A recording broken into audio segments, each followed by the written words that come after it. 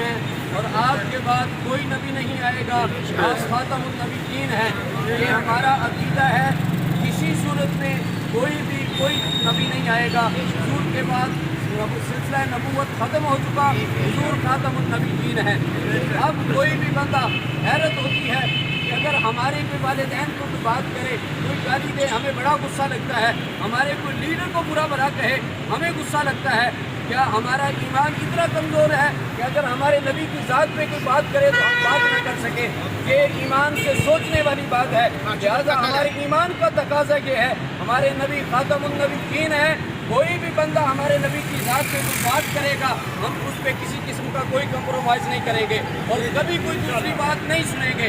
اور ہمارا یہ اداروں سے، حکومت سے، سنتے وقت سے مطالبہ ہے کہ گستاخ کو بالفور قانونی طور پر جو سزا بنتی ہے اس کو دی جائے اور ختم نبوت کا تحفظ کیا جائے، تاکہ کروڑوں دنوں کی جان نبی پاک صلی اللہ علیہ وسلم اور ہمارا ایمان اس کو جو ہے وہ تحفظ ملے اور مسلمانوں کا جو مین عقیدہ ہے اس کے پر کسی قسم کا کوئی ڈاکہ نہ ڈالا جا سکے اور مسلمانوں کے دلوں کو جو ہے وہ ٹھیس پہنچتی ہے۔ کوئی اپنے نبی کے بارے میں، کوئی اپنے مقدسات کے بارے میں کوئی بات سننے کو تیار نہیں ہے۔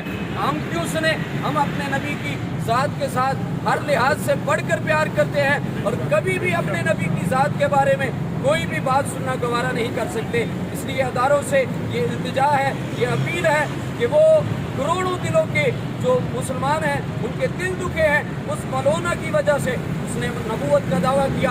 اب اس کے لیے ہم مطالبہ کرتے ہیں اور اسی طرح جیلم میں جس بندے نے یہ نبوت کا دعویٰ کیا ہے اس کے لیے یہ مطالبہ کرتے ہیں کہ قانونی طور پر جو ان کی سزا بنتی ہے ان کو دی جائے، تاکہ مسلمانوں کا اتفاق ہمیشہ کے لیے جو ہے وہ قائم رہ سکے۔ کسی قسم کا جو انتشار ہے وہ ملک میں نہ ہو سکے، ملک میں قانونی طور پر جو ہے اس کو سزا دی جائے تاکہ جو ہے ملک امن اور سکون کا گہوارہ بنے۔ نعرہ تکبیر، اللہ اکبر، رسالت، یا رسول اللہ، رسالت، یا رسول اللہ، رسالت، یا رسول اللہ، حرمت رسول پر جان بھی قربان ہے، حرمت رسول پر جان بھی قربان ہے، حرمت رسول پر جان بھی قربان ہے، حرمت رسول پر جان بھی قربان ہے، حرمت رسول پر جان بھی قربان ہے، کا سرکار صلی اللہ علیہ وآلہ وسلم کی حرمت پر میرے ماں باپ، اولاد اور میری ہر مسلمان کے، میرے اکیلے کے لیے ہر مسلمان کے ماں باپ،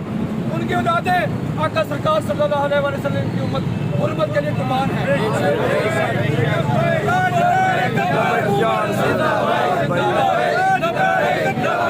زندہ باد،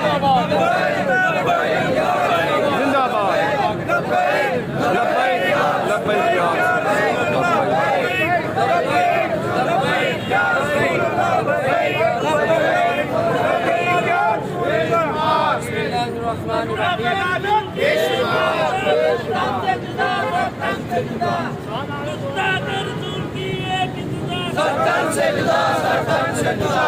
آمین۔ بسم اللہ الرحمن الرحیم، الحمدللہ رب العالمین، والصلاة والسلام علی سید المرسلین وعلی آلہ واصحابہ اجمعین۔ اللہم ربنا ظلمنا انفسنا وإن لم تغفر لنا وترحمنا لنکونن من الخاسرین۔ یا مالک و مولا پروردگار عالم، ہمیں اپنے نبی پاک صلی اللہ علیہ وسلم کی ذات کے ساتھ ہر چیز سے بڑھ کر حضور کی ذات کے ساتھ پیار کرنے کی توفیق عطا فرما۔ مالک و مولا، حضور ہماری جان، ہمارا ایمان ہے۔ مالک و مولا، ہم اپنے نبی کی ذات کے ساتھ ہر چیز سے بڑھ کر پیار کرتے ہیں۔ مالک، اس قول میں ہمیں ہمیشہ پکا اور سچا رہنے کی توفیق عطا فرما۔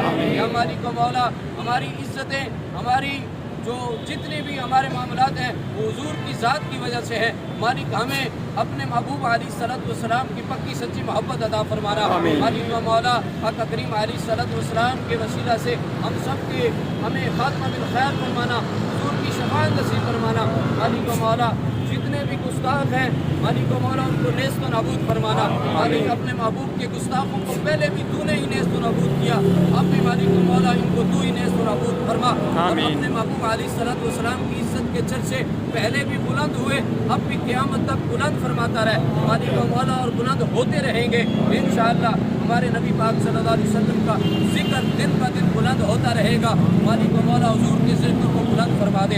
اللہم رب اغفر ورحم وانت خیر الراحمین۔ صلی اللہ علی حبیبی محمد وعلی آلہ۔ اب آواز